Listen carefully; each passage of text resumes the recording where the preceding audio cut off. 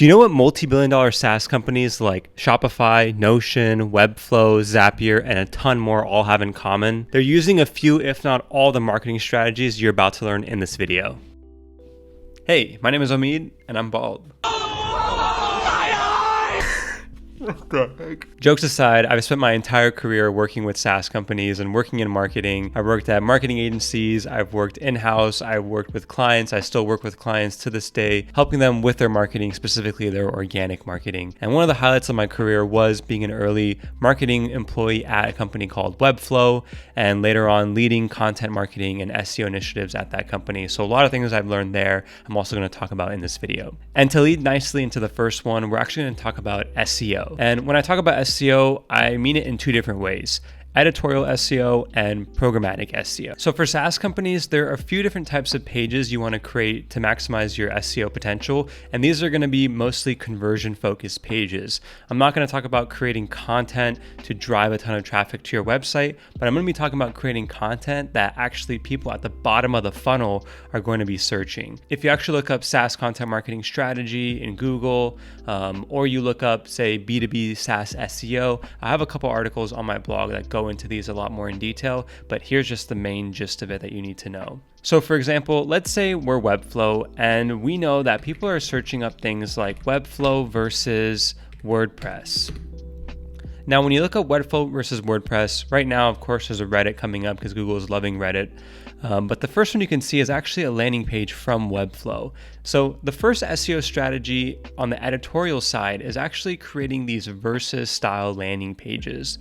And if you look at the URL here with Webflow, they have this versus subfolder, and in each one they actually have their competitors. So if I actually change this to Squarespace, we can see it goes to another landing page. And if you were to look up Webflow versus Squarespace, it's ranking, this page ends up ranking for that keyword.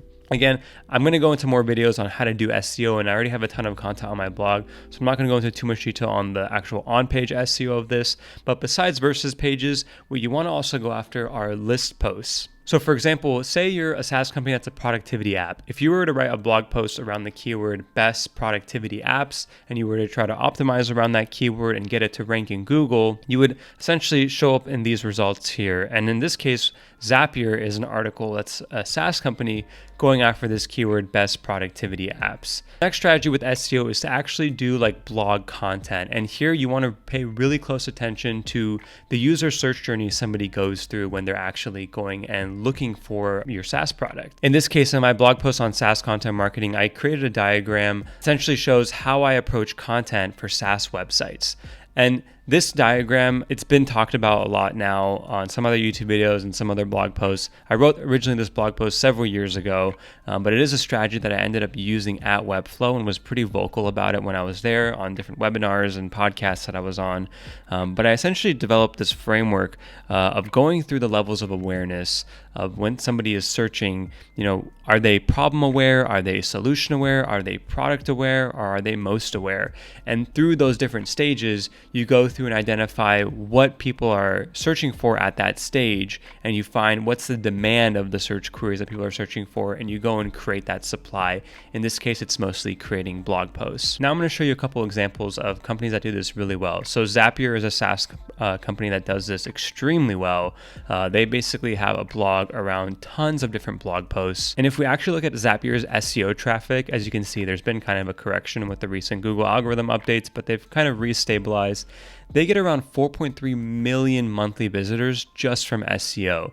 And if we actually go to their top pages, we can see that most of them, if not all of them, are coming from blog posts. So as you can see, they rank really high for things like keyword research, free video editing software, best website builder, AI video generator, free project management software. Now this might seem super random, and there's a strategy behind this, and I'll create another video on this strategy. I do go over this in my training that's in the description, but I will create more videos that are free for everybody to check out on this stuff. So leave a comment if you want to see those videos. But besides Zapier, there's also one where I worked at, which was Webflow.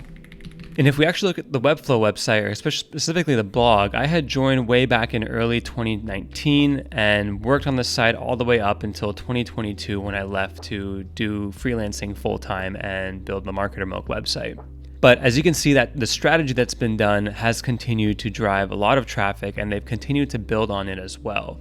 And here again, it was around blog posts. So things like portfolio examples, website ideas, small business website design, marketing websites, web design portfolio, how to promote your website, brand design, and just a ton of other content around web design and web development and building out a website. Now that's the content side. Let's quickly look at what the programmatic side looks like. Now, if we look at Zapier's apps section of their website, they're essentially doing this play where they've created 70,000 landing pages, leveraging two different brand names and being their integration. So Zapier is like a glue between two different apps, and it's like an integration platform. So a lot of times people might be looking up things in Google like Google Sheets and Webflow integration. And as you can see, they even have it as their ad. But over here, Zapier is coming up as Google Sheets and Webflow integration. And as you can see through the URL, it's in their app folder. So they've gone through, if we look at their SEO data on their apps page and look at their top pages, we can see that they have tons of integrations with like QuickBooks.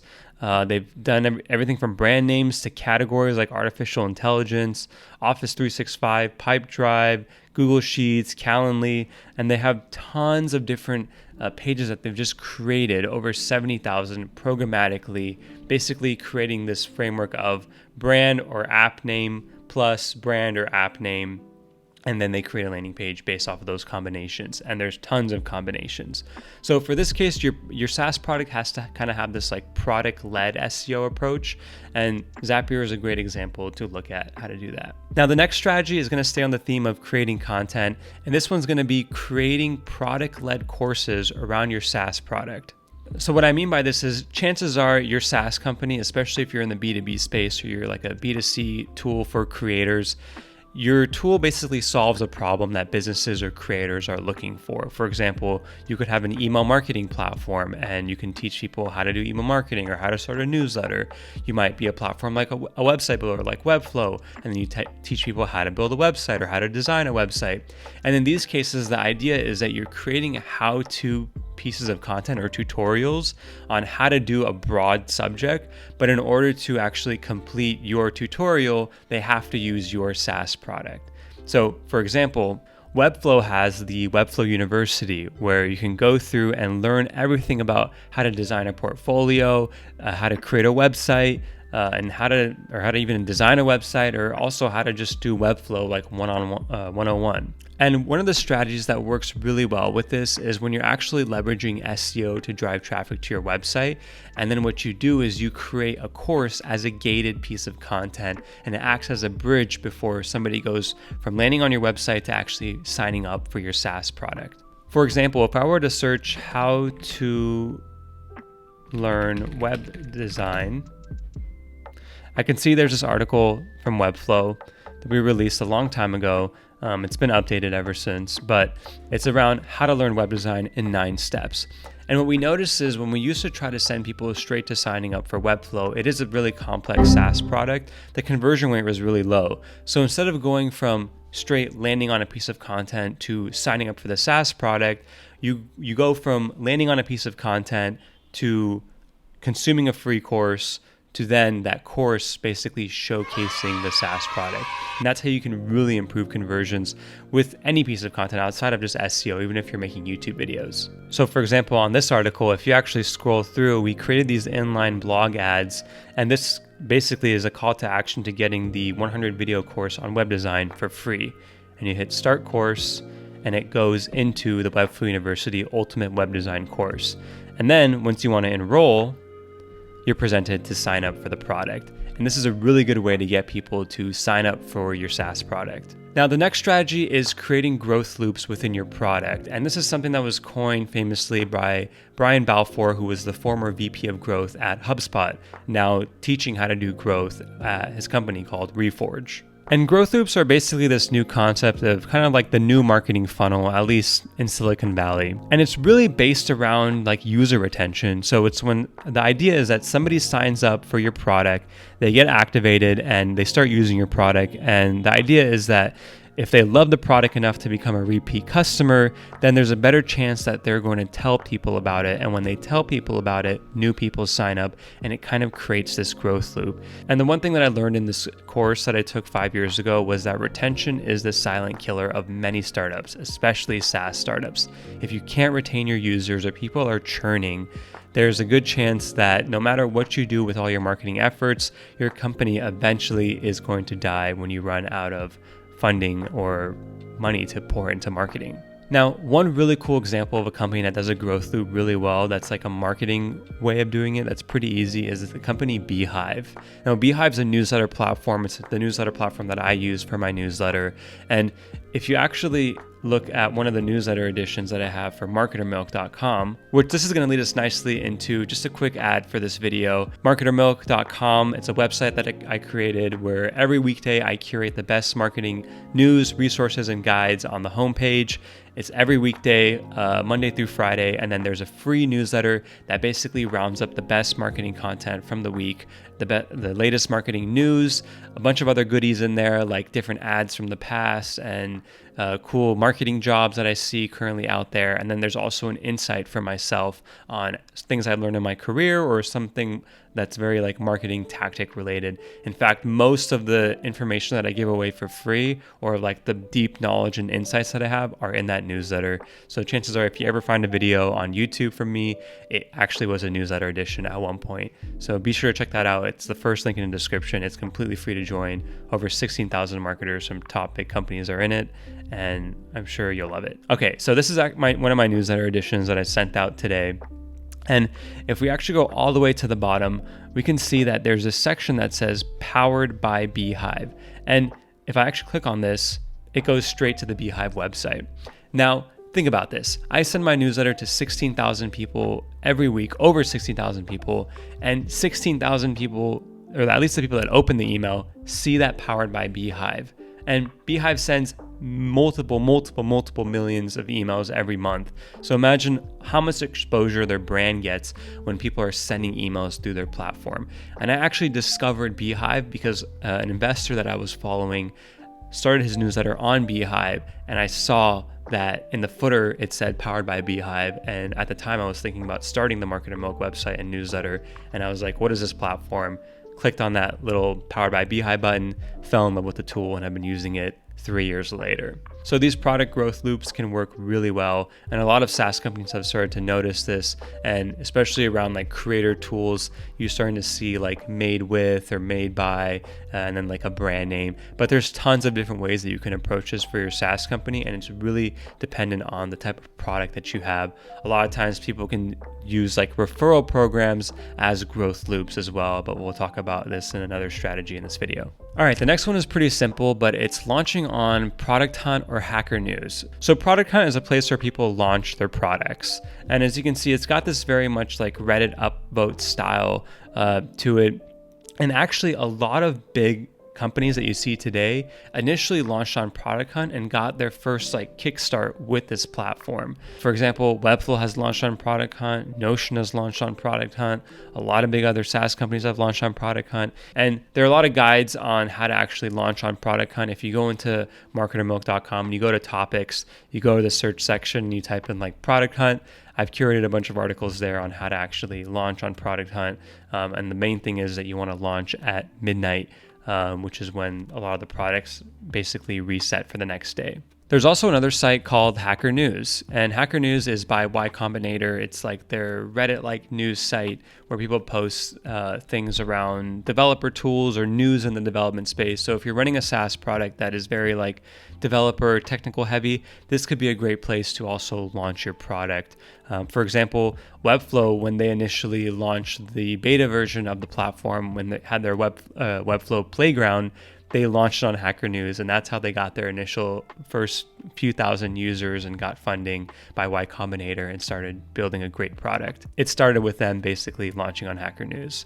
So I know this stuff is very simple, but it can be very powerful, from basically going from absolutely nothing to getting maybe your first like 10 to 20 users of your product, maybe even more. Now, the next one is also pretty simple. It's basically doing manual outreach. So you can use a tool like clay.com or apollo.io, or really you can just go to LinkedIn and figure out who your ideal customers are for your SaaS product. This is going to work mostly for people that are basically more sales driven SaaS companies. So a lot of like enterprise or any sort of SaaS company where you see that's like book a demo with us where there's a big deal size and you have to do a lot of outreach. This is a strategy to basically get your first few clients for your SaaS product.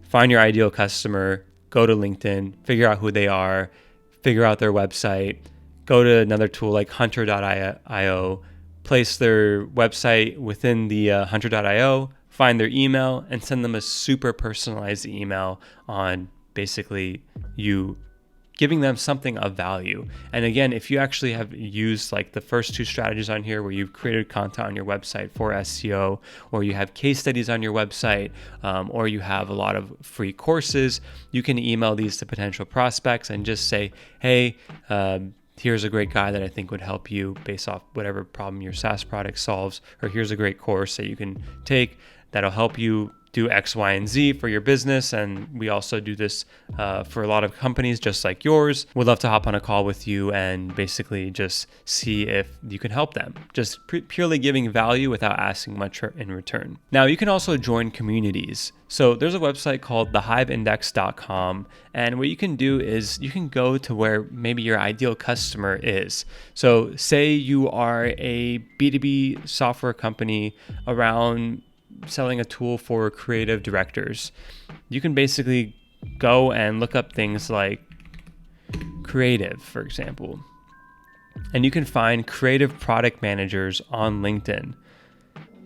Go through here and basically figure out where these people are. I'm not signed into LinkedIn here, but you get the point. Just go to thehiveindex.com, search a community based off whatever it is and what industry you're in, find different communities, join them, interact with people, talk with them, and this is how you can probably get your first few customers for your SaaS product. Again, these are very much like early stage strategies, but they're the ones that get you off the ground running. Now, the next one is doing community marketing. So there's actually a company called ClearScope that I really like. It's an SEO tool, and I think they're an amazing example of a company that does community marketing right. So ClearScope has their ClearScope webinars, and it's basically around everything related to search. And if you work as an SEO manager or content marketing manager, anybody that deals with SEO and just creating content for search engines, chances are if you go on their webinars page and you start reading through some of the headlines of these, they are going to look super enticing. And I don't think there's any other company that I've joined so many of their webinars other than ClearScope, and they've done a great job of just curating people in the SEO community and getting them on their webinars. If you are an SEO person, this is so valuable. And so whatever your SaaS product is, if you can find a way to create a community around webinars and get people to join those webinars. I guess it's almost like how people do podcasts these days, but then if you can get webinars in, it'll be a really cool way to do marketing. And the thing I really like about this strategy is it's a way to actually build up leads for your business, and then you can leverage email marketing in the future. So for example, on their most latest webinar for ClearScope, as you can see, they have the date to register, and you have to basically type in your name and your work email and then register, and you would get, in this case with them, a Zoom link, and you get invited to the Zoom, which would then basically be on a specific day and a specific time, so it's live. And they even have this section where you can ask them questions, and this is all published before the event actually happens. So this event is actually happening next month, and they already have the information to get people to start joining. And once the webinars actually end up happening and they're live, after that, they actually end up using those videos and uploading them straight to YouTube. So you always have them as well. And this pretty much adds to your YouTuber content strategy. Not only did you just create a great piece of content that can go on YouTube, but you actually held off first and you turned it into a webinar that was gated, and now you actually have leads and a list of emails from people that you can actually reach out to and potentially get them to become customers of your SaaS product. Which then, this leads us nicely into email marketing and essentially starting a newsletter. I think the future for SaaS companies, and I've been saying this for many years now, is SaaS companies are turning into media companies. And if they're not turning into media companies, they're acquiring media companies. For example, HubSpot, a huge SaaS company, acquired The Hustle, which was a huge newsletter around business. We also saw another company that's publicly traded, SEMrush.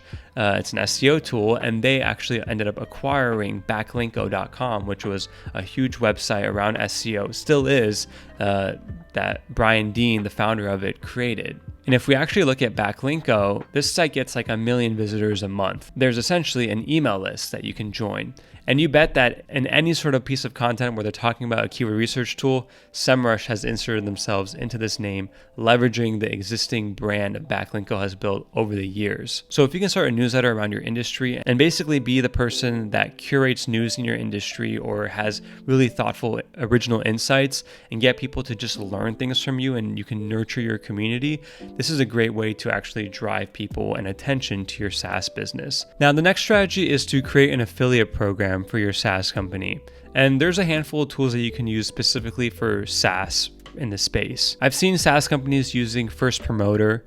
I've also seen them using Rewardful. And for larger SaaS companies like Webflow or Notion, I've seen them use things like PartnerStack. And these are great platforms to build out your affiliate program with. And once you have an affiliate program, you can get existing customers or different publishers to promote your products and services and give them a commission. Now, some of my favorite companies that do this really well are Webflow and Beehive. They both have a commission structure of 50% for the first year of any paying customer, and the 50% is really good because it creates this incentive for the creator or the publisher that 50% is a lot for a software company, but then it's only for 12 months. So the incentive on the SaaS company's side is that they only have to pay out for a customer for up to 1 year. So if that customer stays for 2, 3, 4 years, say they stay for 4 years, they're actually only paying the commissions on one of those years, and the other 3 years is like a full customer to that actual SaaS company. So definitely for this, you want to look around and see what other SaaS companies have and how they structure their commissions.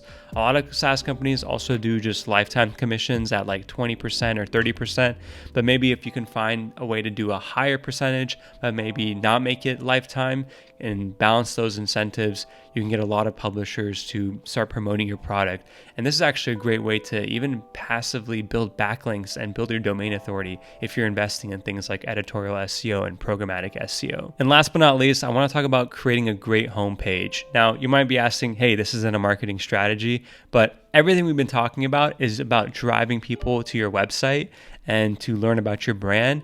And what good does it do if people land on your website and have no idea what your product does or who it's for, what problem it solves? And so you need a great SaaS homepage.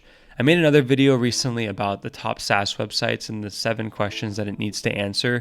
But really, if you want to think about just your homepage, you need to think about 3 core things. So when someone lands on your homepage, they're going to kind of ask themselves 3 things. 1, does this product satisfy my desires? 2, does this product work? Does it fulfill my role? And 3, is anyone else actually using this product? Do I believe this is the best product I can use to satisfy my desire? And all this comes straight out of the book, Breakthrough Advertising. It's a great book on just understanding consumer desires and the different levels of awareness somebody goes through when they're purchasing something. But if we go back to the first one, does this product satisfy my desires? Basically, desire is defined by the wants and needs that drive your target audience through life. Desire isn't something that's easy to create, and people generally have their own motivations on how to live their lives.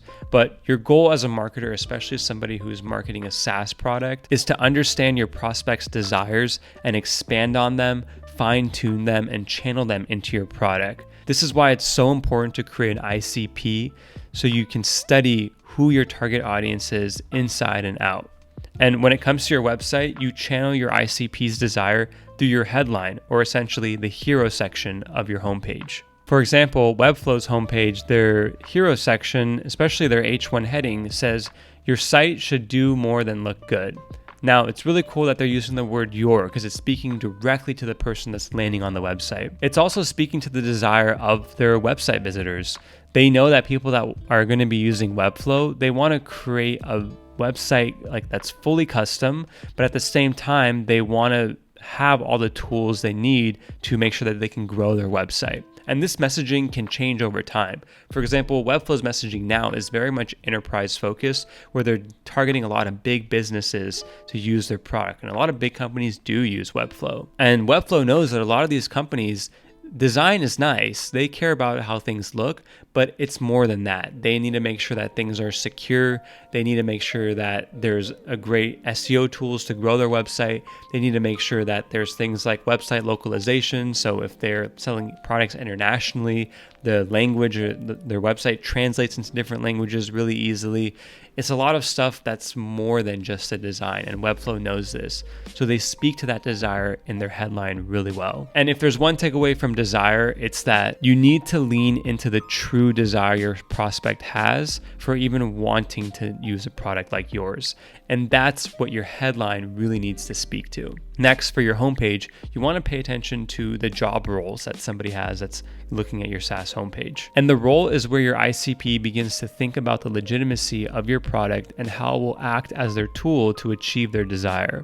And with your homepage, this is mostly your feature benefits section. For example, Ahrefs, the tool that I showed you the different SEO data earlier in this video, has a really great section on roles where they're showing the features and the benefits of their product. So things like study websites of your competitors, audit and optimize your website, learn what your customers are searching for.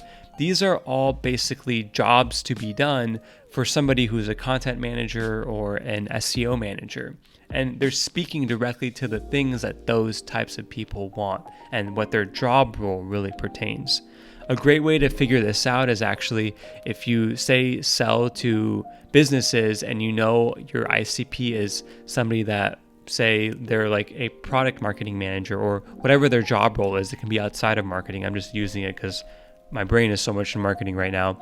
But say it's a product marketing manager, go and look at job postings for product marketing managers and see what the roles are and the requirements for that role and start speaking to what it says in those job descriptions, because those are the things that a product marketing manager is going to care about the most when they're evaluating tools to help them with their job. And for roles, the main takeaway is that you need to prove your product works and how it fulfills your target customer's role. Okay, now let's go on to the last part of your homepage, beliefs. Beliefs are basically the world of emotionalized reason. Just like desire, it's very hard to change or create someone's beliefs. It's not impossible, but it's hard. Instead, you should understand your ICP enough to know how they logically come to conclusions in their life. For this part, you need to instill trust in your target audience so they believe that your product is for them. Essentially, you need to give them social proof and prove that your SaaS product is the best one available on the market to fit their role.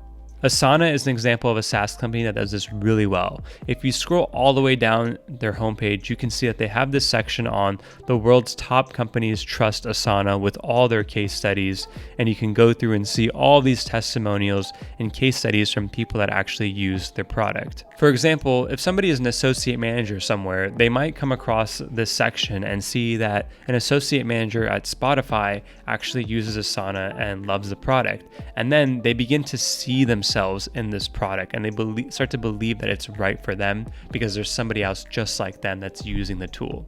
Another great example of this is Ghost. So Ghost is a CMS tool. If you actually scroll all the way down on their homepage, they have this section that says, a product you can depend on. Ghost is open source, independent, and funded 100% by users, no investors, no BS. And as you can see here, they're really emphasizing on a product you can depend on. And this does a great job of explaining that no other product on the market satisfies their audience's desire like theirs does.